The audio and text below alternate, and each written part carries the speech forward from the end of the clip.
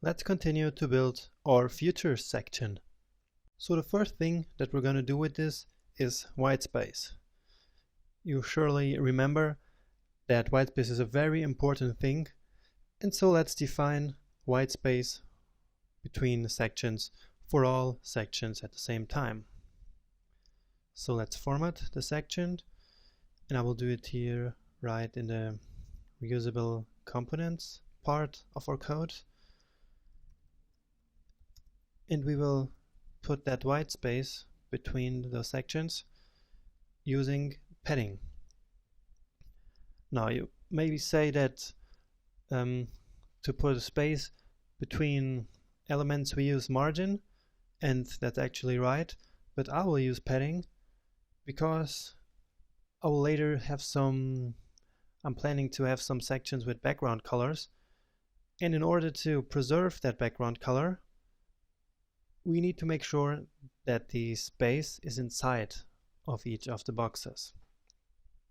You will see that later.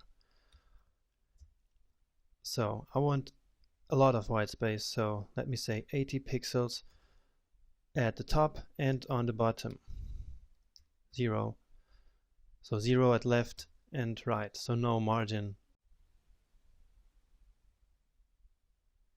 Great, so this is a lot of white space. And it looks great, right? So the next thing is to format the H2 heading here. So I want the H2 heading to look quite similar to the H1. For example, I want it to have the same text transform, the same letter spacing, and the same font weight. So what do I do in order to achieve that? I just group the similar properties just as I showed you before. So H1 and H2 will have some things in common. H1 and H2. So this is for H1 only. This is for H1 only. And this as well.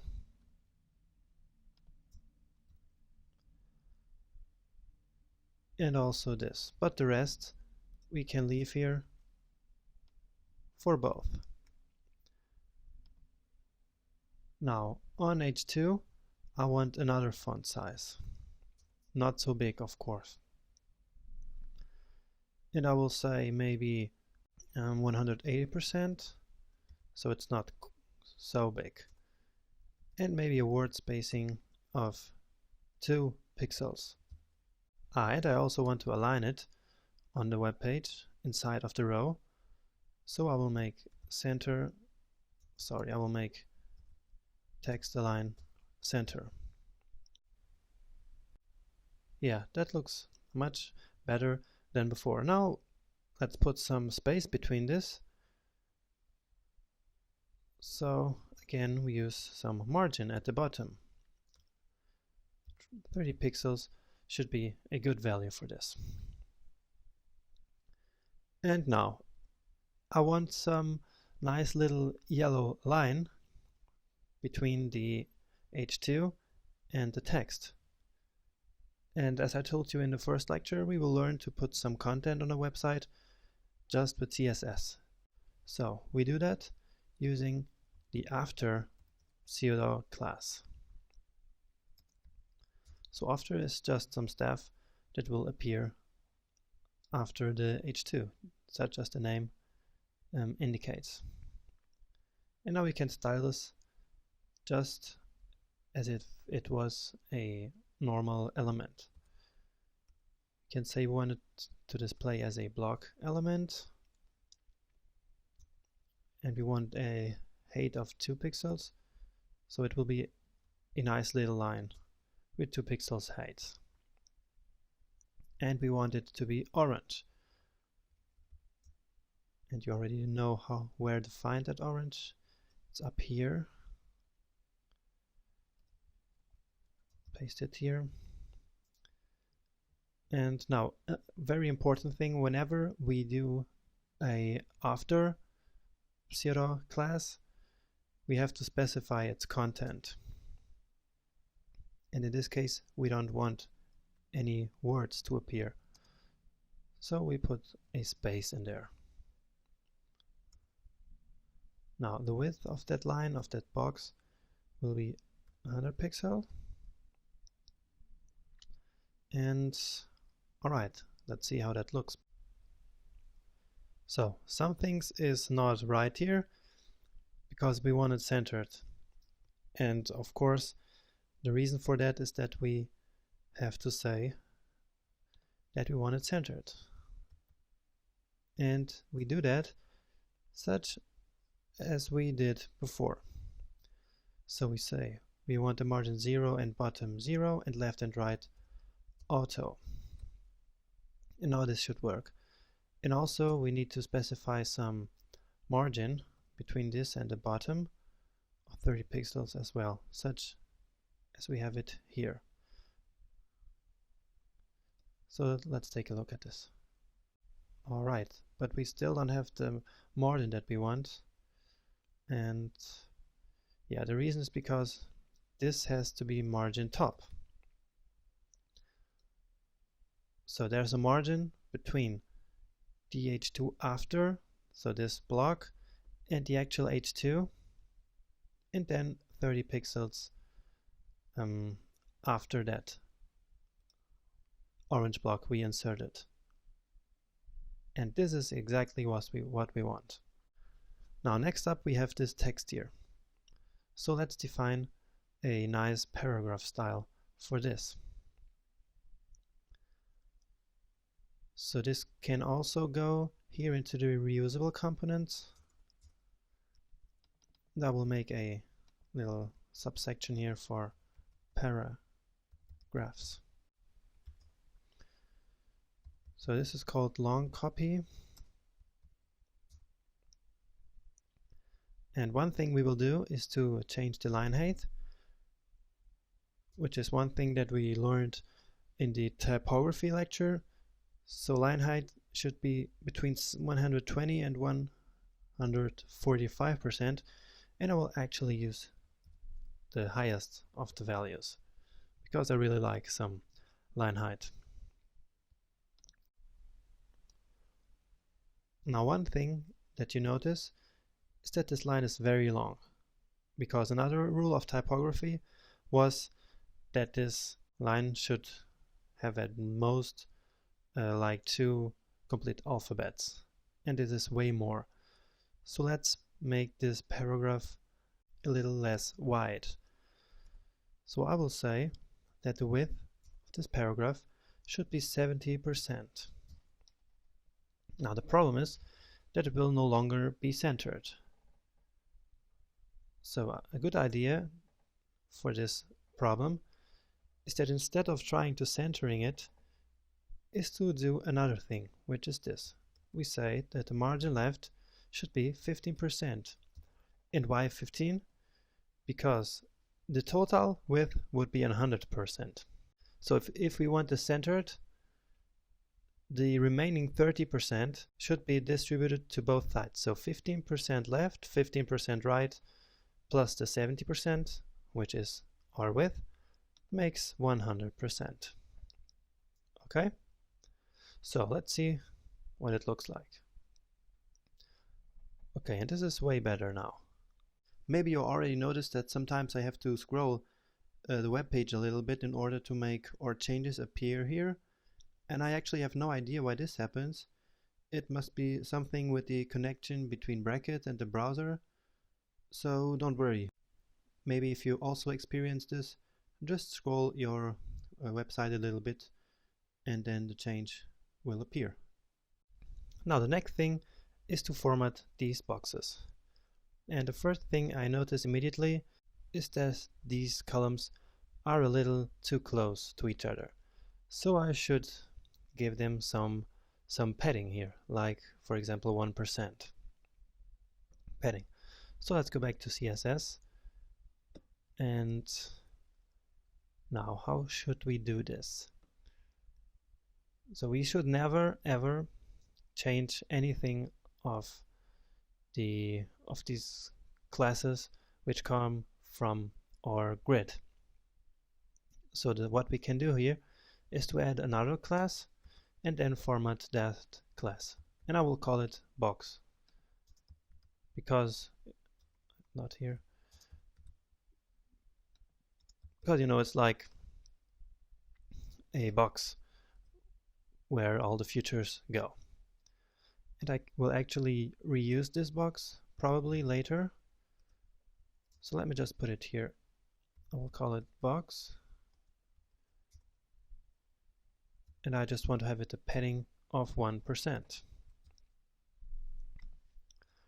Alright, and that looks a little bit better now. Now these H3 elements here, they should be similar to this one, but a little smaller. So I do all the heading elements look similar, so that we maintain like a similar style all throughout the web page.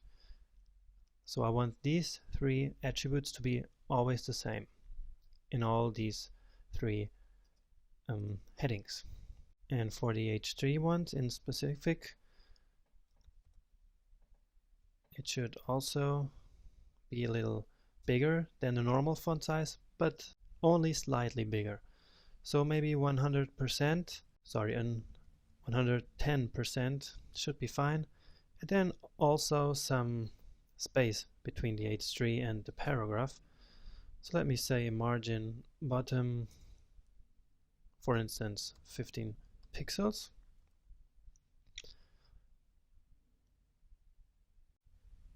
Alright. Now I really don't like that this text doesn't fit in one line. So what can we do about that? Let's go back, and maybe the reason for that is this letter spacing. So if we take that away from the H3, and I do this by pasting it here in the H1 and in the H2 headings, we will see, so now the H3 no longer has the letter spacing. So let's see what happens. Okay, now it fits just as we wanted it. So this is much better. Now as for the text in here, I think this is a little too big actually. It looks a bit overwhelming, don't you think so? So what we can do here is to make the text a little bit smaller and raise its line height. So we didn't give it any name because maybe we don't need to, because you can see here that it's a simple paragraph inside of the box. So you already can guess what I'm gonna do now, right?